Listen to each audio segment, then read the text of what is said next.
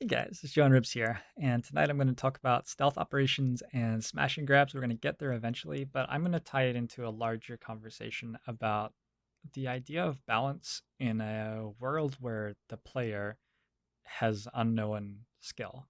And it's like a very, very bizarre thing to think about.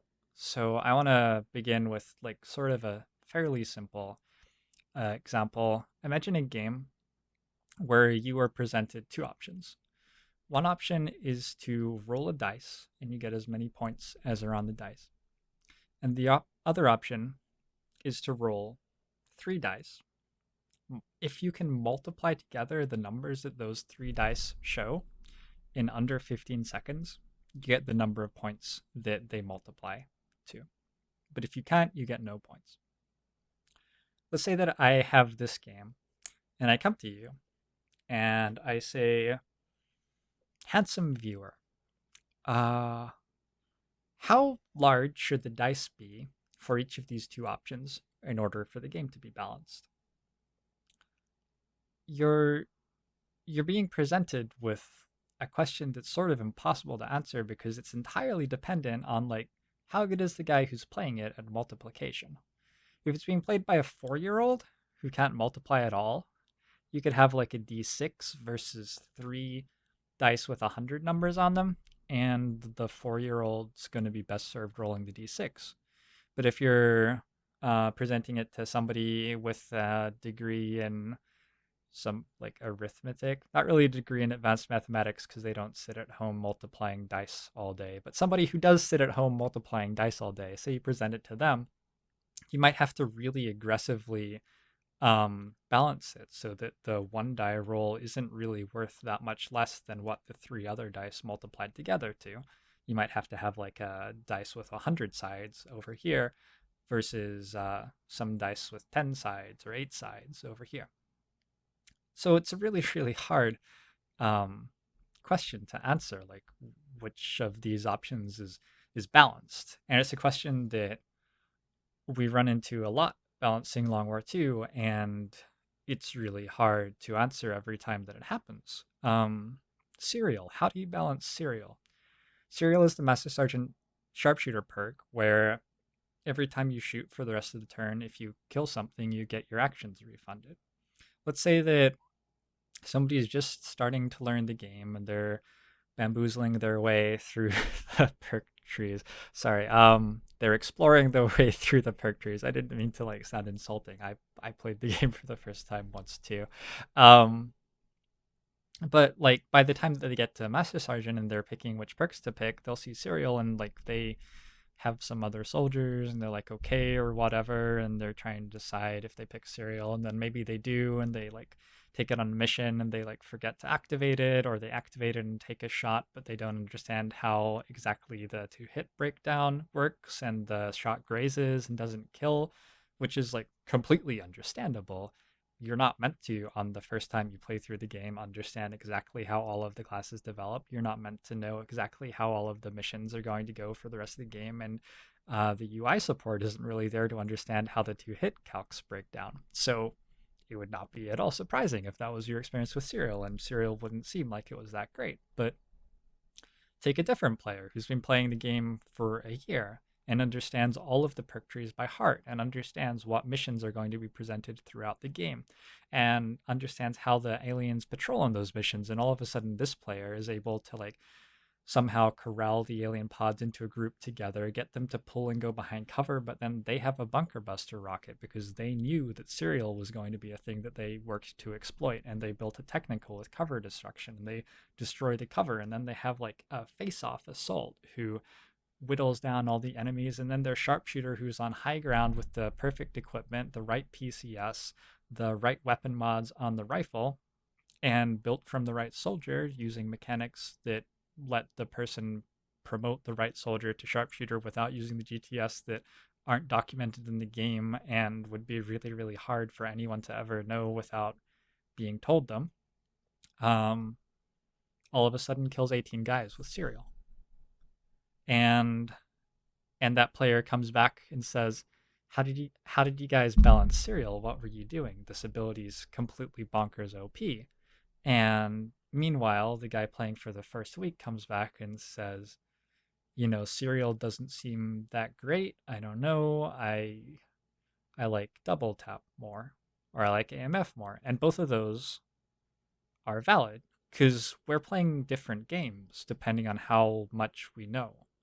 The game doesn't present all of the information to us, and even if it does, it's too much for us to parse all at once. And so, the more that we know about the game, the more that the game changes as we start to make connections and understand how to put things together. And all of a sudden, these dice, which seemed like they were smaller to begin with, all of a sudden we're really good at multiplying them. And now we can roll them over and over again, multiply them, wham, wham, wham. And all of a sudden we're making a ton of points because these dice had a lot of numbers on them, it turned out, because before, when we balanced the game, very few people were that good at multiplying dice really fast. Um, that is such a challenging thing to deal with, to balance a game like this. If a perk is really hard to optimize, am I meant to assume that somebody is amazing at the game and can optimize it and then balance it against something which like gives plus 10 crit with the assumption that this perk, which sometimes will like give you minus 20 crit because that's just what the perk is. But with the assumption that this player is going to play optimally and be able to output something about equal to 10% crit every time, and so this is exactly where I balance it? Or do I assume that, the player is going to make mistakes all the time, it's going to add to variance, and so this perk needs to be quite a lot stronger, and then all of a sudden someone sits down for like 20 hours, does all the analysis, works out exactly how to make this perk work, and beats the game with it, and it's broken? What what what do you do to balance that?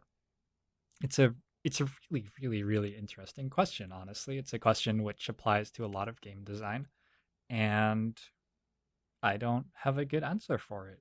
It's I think it's a problem in a lot of strategy games right now, and I don't know. Maybe like computer learning will let us customize difficulty to exactly how a player is performing in the future or something like that, but for right now it's just a problem, and that's what it is. I just use the serial example because I think that's a pretty non-controversial example, but I want to come back to what this is actually all about right now and talk about stealth a little bit. Long War 2 is amazingly engaging to me, more engaging than any game that I've ever played before, and the reason is that there are so many different modes of missions, and I've personally tried to make them balanced for somebody like myself, which no doubt it's gonna be enjoyable for me, right? And that's again another flaw with only having so many balance testers and only having 4 difficulties to work with. Like when I said that it was balanced for myself, it's not even really true.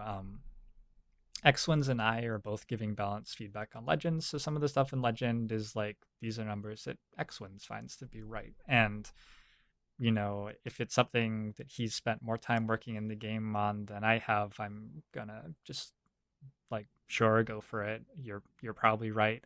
I'm probably wrong.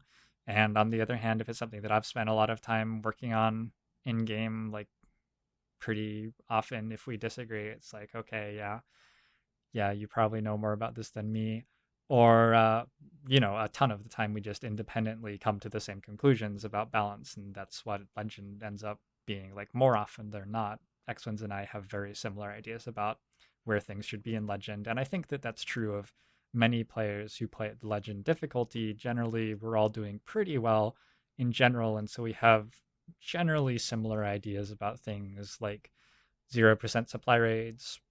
If you can do that, it's way too strong. It breaks the strategy layer. I've never heard a player who like was a really strong Legend player say that 0% supply rates should remain in the game, to my knowledge. And stealth ops too. I've never heard a player who is a very strong Legend player arguing that like you should be able to beat every mission with specialist and shinobi. Um, I think that some people might have gotten the impression that I've said that, but I'm going to try to explain now what I actually think about stealth operations.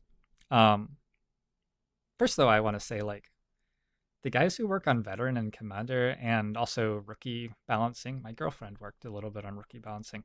I think that job is even harder because people who are playing on veteran, they're not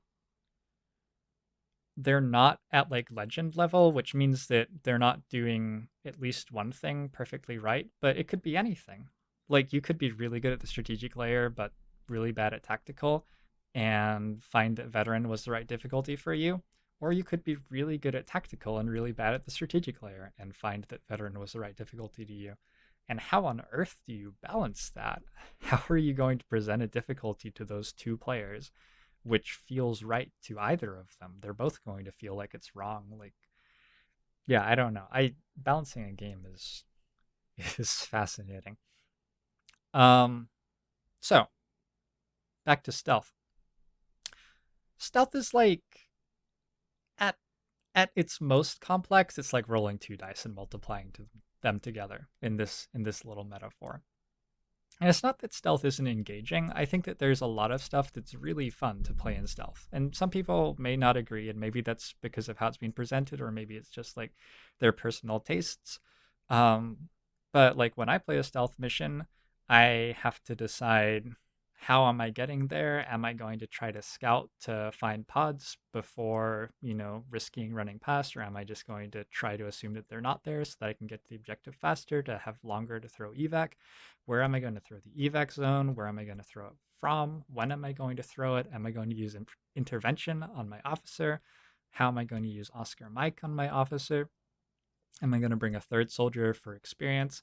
Am I going to bring, two specialists, one specialist, one shinobi, two shinobis, specialist shinobi, sharpshooter? Am I going to bring a sharpshooter and a shinobi? Am I going to bring a rookie and solo suicide? I'm going to bring a rookie and try to hack the jail cell and get out. I'm going to bring two rookies so that I'm trying to solo suicide, but I have a backup. I sound like an absolute monster. Anyway, there's tons of stuff. There's the variability of the rewards. Which hack reward do I pick with my specialist? If my specialist is out of position, do I just hack with a shinobi or maybe a rookie and not get the hack reward? Do I try to hack one of the scanning towers and get like a small alloy cache, but if I fail it pulls reinforcements? Does that matter? Um do I stay for another turn to try that when enemies on the map are on yellow alert and may patrol and shoot me? There are tons of tons and tons and tons of decisions that I'm making every turn, which all get compressed together and are really fun and enjoyable and engaging for me to make. Even just moving around the map to get there, I have to think about how far can drones detect and how far forward do I move, and do you move leapfrog or do you send one soldier ahead so that if that's a dead end, the other soldier can go a different way? Um, every single little moving part of the stealth mission is quite complicated to think about and has different answers depending on which stealth mission you're playing. At least when I'm engaging with it, that's how I experience them. And something that I think may have gone wrong with stealth missions is that because it's only like rolling two dice and multiplying them together, even if you're not that great at them, and even if you're not like engaging with all of the little things and the little decisions that you can make, you can probably beat a stealth mission a good amount of the time, probably enough of the time to come out ahead, even if you weren't having to think about any of those things. And even if you are thinking about all of those things and you're beating that stealth mission, um, the other parts of this game are a lot more complicated. You might be rolling like five dice and multiplying five dice together, and that's a lot harder. And it might be something completely different too. You might be like throwing darts at a dartboard, and you have three darts, and you throw them together, and you take the square root of like, and all of a sudden your technical is setting your own guys on fire. Like, whoops. I don't know how we got from darts to there, but my analogies seemed like they were getting a little bit weird, so I thought I'd talk about XCOM again. So I've played this game in a lot of different environments, balance wise, and in development. And I've played a lot of strategies, been forced to play a lot of strategies because like different ones were effectively non existent at different times in the balancing process, and brought the game to a point where I think that there are like, you know, five different types of missions, very different missions. Stealth missions, 4 to 5 man guerrilla ops, which can be 3 to 6 or even 7 as well. There's the typically 4 to 6 soldier troop column sort of mission, which is untimed fight. There's the retaliation missions, which are 8 soldiers plus your rebels, which are controlling quick response missions typically. And then there's like the big HQ fights. There's, Water World and the Cygate, the really big, huge brawls.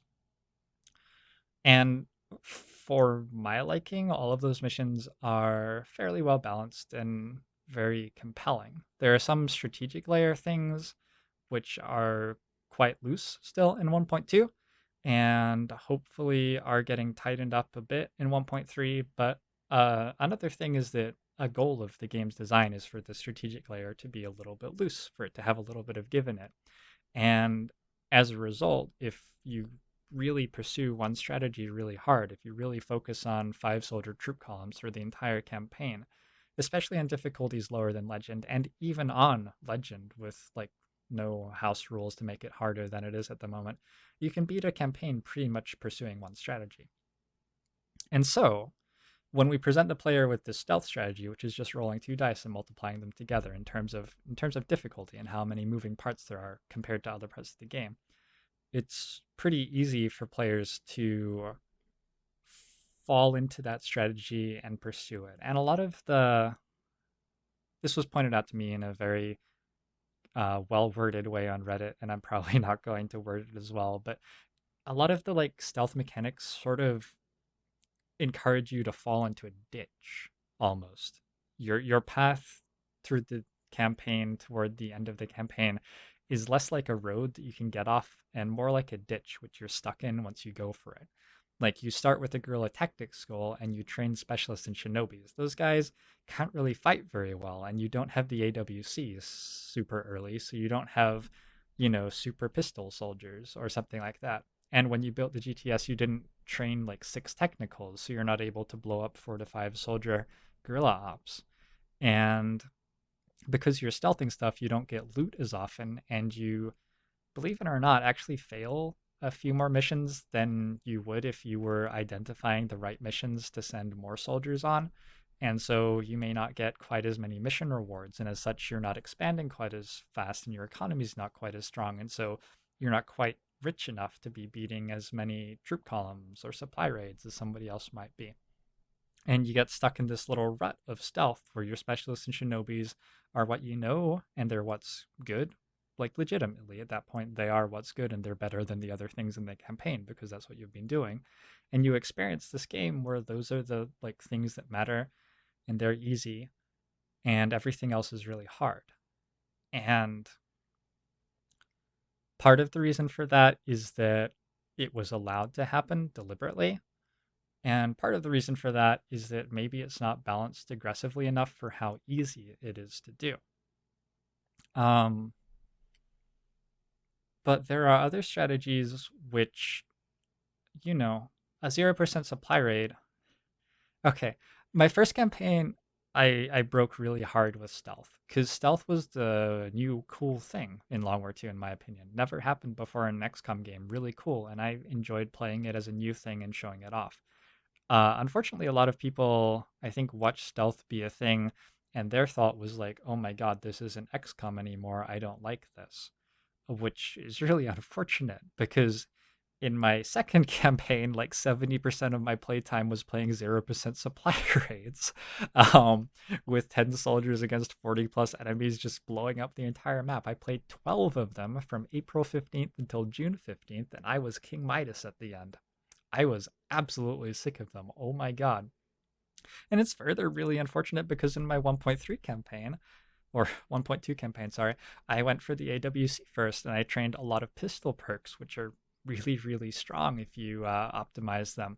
And I played a ton of guerrilla ops with squads which were combat ready, which let me have more, experience on combat ready soldiers and let me, get to lasers faster and then slingshot into coil via a lab, which I built on an Illyrium core.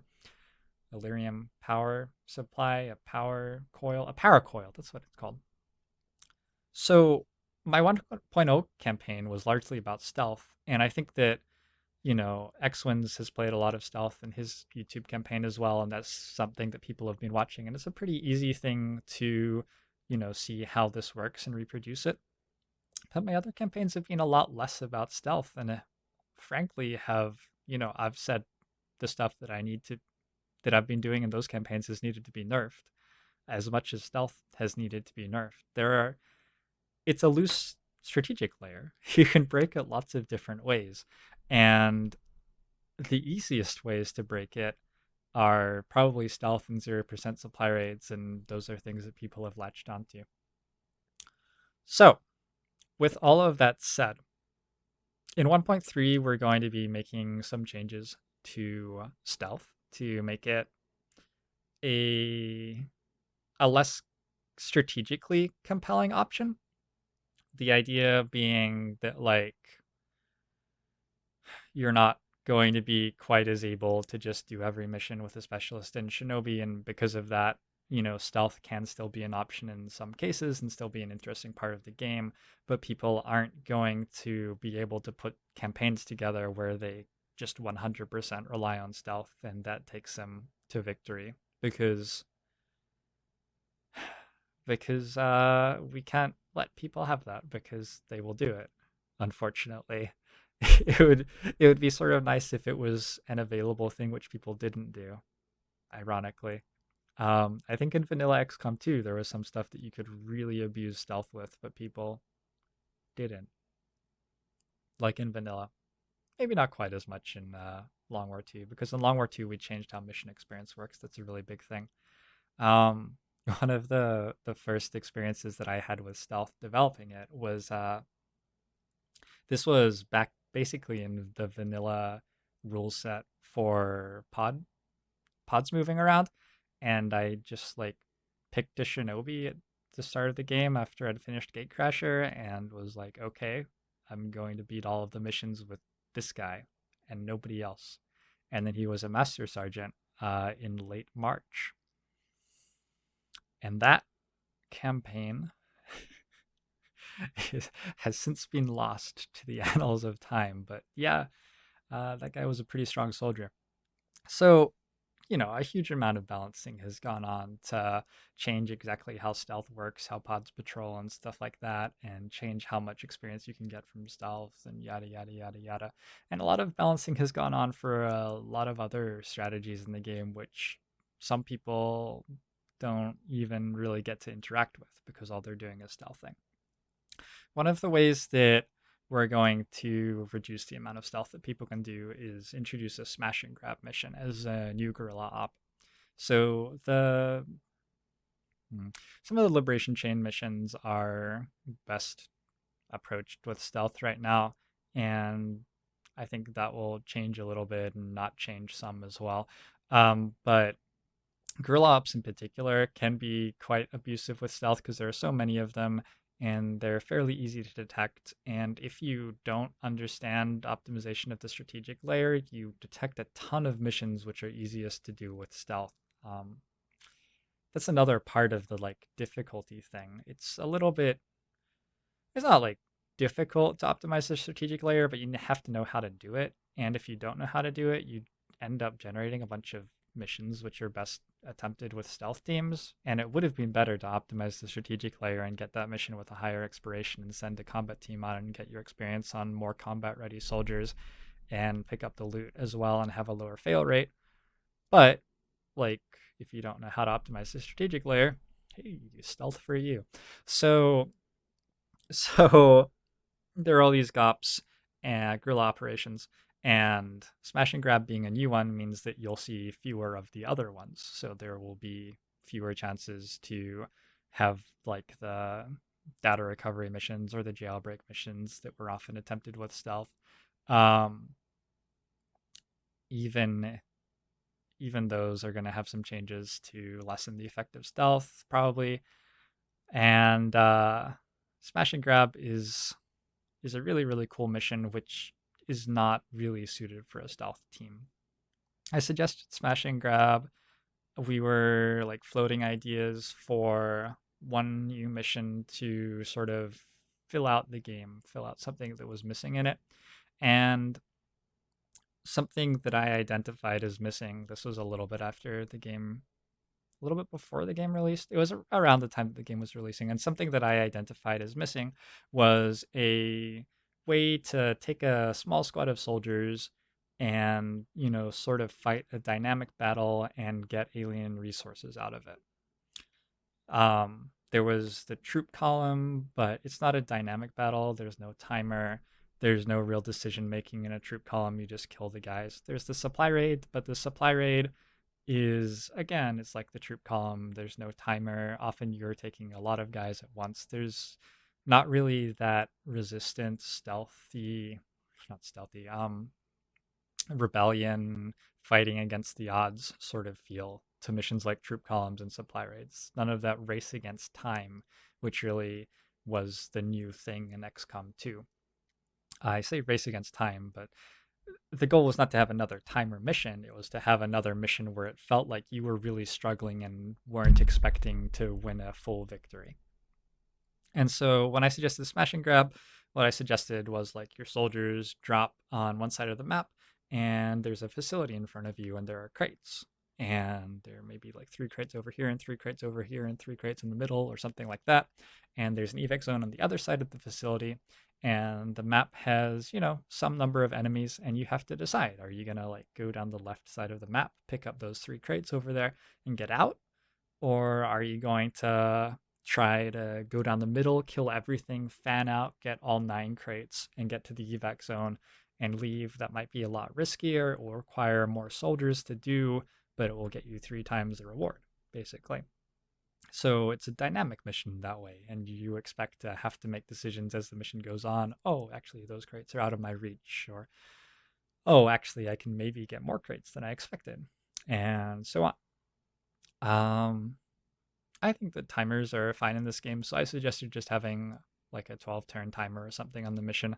I really like that timers are supported well by the UI and that they are very clear to any player. There's no like background knowledge really needed to understand what a timer is doing. Bradford will yell it at you quite a lot, like, you're going to die if you don't get out of here. And I mean, if you really don't understand, then the first time the timer runs out and you lose your squad, you're probably going to know for the rest of all eternity. So trying to balance a mission like with reinforcements or something like that doesn't have quite as good UI support and may be a little bit tougher for players to understand. And because of that, I really like the XCOM 2 timers. A lot of players do not like the XCOM 2 timers, and I don't really know. I mean, the weird thing is Long War 2 is so flexible that you can beat the campaign mostly without actually interacting with the timers. If you don't want to interact with the timers, you can do a few stealth missions, but you don't actually have to do that many, just enough to get intel to expand and then do troop columns and supply raids and retaliations and quest missions and win. So some of the players who are like really put off by the timers, I think could, if they understood everything about the strategic layer, find a strategy to beat the game, which they really enjoyed. Unfortunately, the strategic layer is hard to know everything about, and it's pretty understandable that players are, struggling to be able to do that. So anyway, I suggested just having a timer on it because I think timers are fine and very clear ways of communicating a time pressure and tactical pressure on the mission, which forces decision making to be dynamic and interesting. And we ended up going with reinforcements soft timer, which I think if we balance it right and get UI support for it right and stuff will be good too.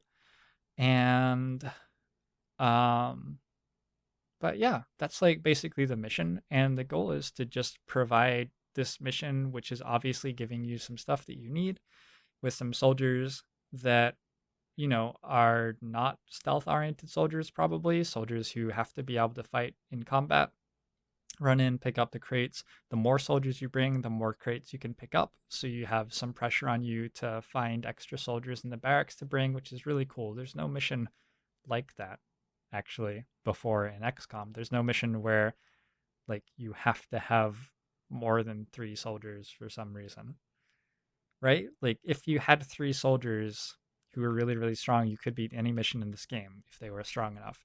But on smash and grabs in particular, you won't be able to get all the reward if you only have 3 soldiers because they can't carry the stuff.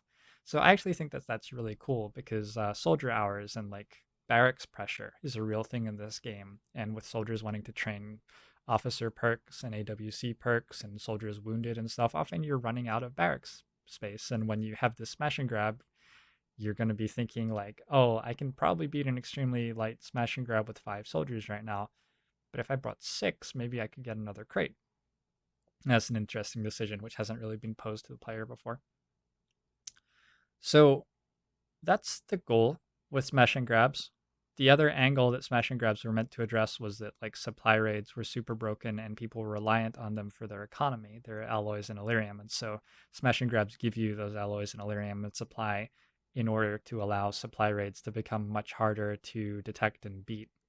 And it's funny again because a lot of people who really like fighting pitch battles in XCOM 2 really like the supply raids, especially 0%ing them, because they're fairly easy to detect and you can go on them without having to interact with the infiltration mechanic and whatever. So you can set up the environment that you like to play without having to go via the strategic layer. But like I said again, like if only you guys knew hundreds of hours of information about the strategic layer, you'd know how to micromanage it in order to get missions like that. Anyway, it's really tough. It's really tough to create a compelling strategic layer which is flexible, which allows people to find their own path through it, but is also in a game which is meant to be difficult. And so you're not meant to, you know, the path isn't meant to be that obvious. I don't know. Anyway, I think that this will leave the game in a pretty good place. I really hope that there's still room for stealth because like I said, I think I said this, the thing that keeps me coming back to Long War 2 and playing it over and over again is that I really feel that, stealth missions and 4 to 6, yeah, I said this, that all the different types of missions are a compelling and unique sort of combat. I've been playing Darkest Dungeon on stream a little bit lately because I can't stream 1.3 and you know, it's a lot to play 1.3 off stream and then also stream 1.2 and I have to change versions and stuff and that's just a hell of a lot of XCOM 2. So I've been playing Darkest Dungeon and really enjoying it, and if you guys haven't played Darkest Dungeon, I recommend checking it out. If you like XCOM, it'll be a very natural transition to you to play Darkest Dungeon, and maybe the setting won't be great for your tastes or whatever, but assuming that it is, I think you'll really enjoy it. And the thing that I'm coming away from with Darkest Dungeon is it's a really compelling tactical system. It's very like simple but also engaging. It's amazing how much they can do with so few rules, which is something that I really respect and love in game design. I think it's great game design. But it doesn't have as varied tactical challenges for me. Like you always have 4 guys on every mission. And all the missions are, basically the same sort of thing. You walk through a dungeon and you fight stuff. There's no like sneaking through the dungeon to get certain things, really. A little bit, but not a whole lot. Um, and that's what I really love in Long War 2 is that there are so many different challenges that are presented to you. And I really love stealth being one of those challenges, but I do not love stealth being an overwhelming and um, abusable challenge. And so I hope that 1.3 will tweak things into alignment a little bit better, and those small squad missions will still exist in an engaging and enjoyable form, but there will also be more obvious and obviously available mid-sized squad missions, and the large squad missions will still be there as well, even if you can't 0% supply raids. Hopefully retaliations will be a very big deal. Hopefully, liberating regions will be a bigger deal. And then there's always the Golden Path missions at the end, which I think will be quite a lot harder to stealth, hopefully. So, that is what's been going through my mind a lot with stealth missions. And I've had some really, really good conversations with people about them on Reddit and on the Pavonis forums and on Twitch, talking about them constantly when we're not trash talking Rangers. None of us really like Rangers. I think one guy likes Rangers, but we make fun of him. Um, I hope that you guys have enjoyed just hearing my thoughts. I I really present them to you in like an unbiased and honest way. I'm I'm like I sort of developed stealth, and so it is sort of in a way my baby, but I signed up to make Long War 2 really good and volunteered my time to try to balance Long War 2. And so I'm very, very keen always to hear feedback from people, especially about stealth, about like what they don't like and why they don't find it engaging and stuff like that. Because I really want to make it engaging for people. I enjoy it and I know why it's engaging to me and I want to communicate that to them. But I also just want Long War 2 to be really engaging to people. And if lots of people don't like stealth, I don't want it to be something that's overwhelming and or too easy for them maybe so that they're not learning the other stuff or whatever. Hopefully 1.3 will be out before I die of old age. And when it comes out with all the balance changes, I'm going to do a lot more like strategic layer exploration sorts of videos. I've been holding off on those because when numbers change, they're going to be obsolete, and that's just sort of lame. So with 1.3, I'll be talking more about stuff like how do you go through a campaign generating as many of these troop column missions as you can to get lots of untimed missions if that's what you want. I'll be doing like a showcase on my 1.2 campaign where I started AWC and trying to talk about the AWC versus the GTS and which building is like better at the start, or are they both viable, and what sort of things would you consider before clicking on one or the other based on, what happened during gate crasher and what's happening on the globe. There isn't that much going on, but they're actually fairly well balanced against each other, I think, and you can make some pretty compelling arguments to like flip from one to the other based on what has happened so far and what you see on the globe. So stuff like that is in the future. I hope I hope that 1.3 will be really awesome. I'm looking forward to the smash and grab being a bigger part of the game. Well, it's a zero part of the game right now, so I guess being a part of the game and hopefully being balanced and having the right place in the economy and putting the right stresses on the barracks to make sure that people are building combat effective teams. And I hope to see you guys around. I'd love to hear your thoughts, and I'm going to link people to this video when they ask me what I think about stealth, probably. Thank you all for tuning in. Really appreciate the community and support that I get from people watching YouTube videos and commenting on YouTube videos and hanging out with me on Twitch all day, every day, basically. Love you all, and I will see you when I see ya. Good night, guys. This has been John Ribs.